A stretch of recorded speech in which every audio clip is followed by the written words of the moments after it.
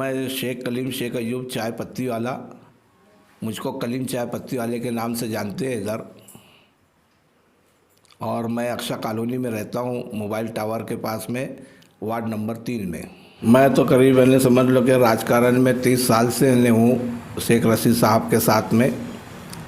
और सोशल काम जो भी मेरे पास आता है, मैं लोगों को उनको तकलीफ़ जो भी रहती है उसमें मैं बढ़ चढ़ के हिस्सा लेता हूँ और काम करते रहता हूँ सोशल फील्डों। क्या काम किया अभी तक? मैंने अभी हाल ही में समझ लो कि ये मिलन बेकरी जो है, वो जो रोड था, वो रोड की ये हालत थी कि समझ लो कि उधर से ना रिक्शा जाता था, ना रिक्शे वाले अंदर पहुँचते थे। रोड पर कोई चलना फिरना लोगों के लिए मुश्किल था। लोगों ने आकर मुझसे कहा कि ये रोड की हालत बहुत ख़राब है।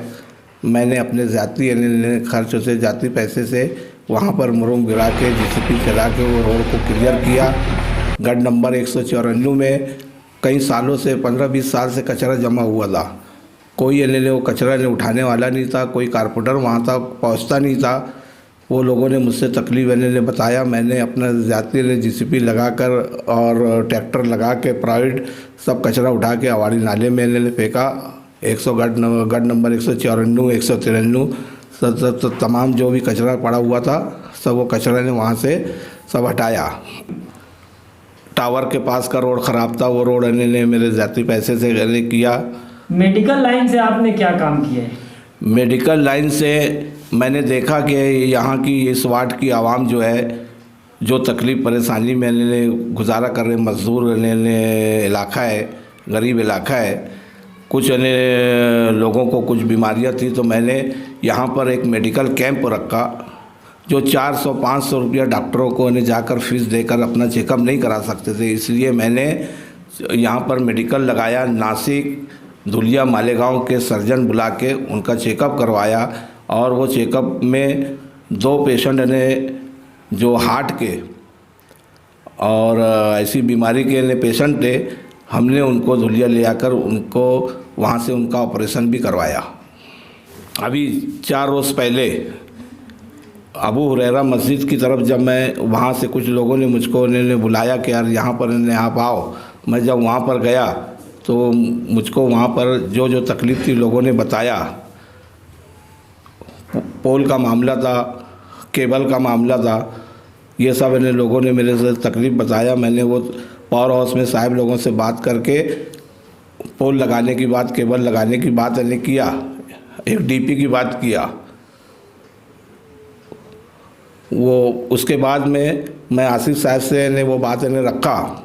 वो तमाम लोगों को ले आकर आसिफ साहब से बात किया कि आसिफ साहब इनको ये तकलीफ़ है, ये तकलीफ़ है, ये तकलीफ़ इनकी अपने को दूर करना है।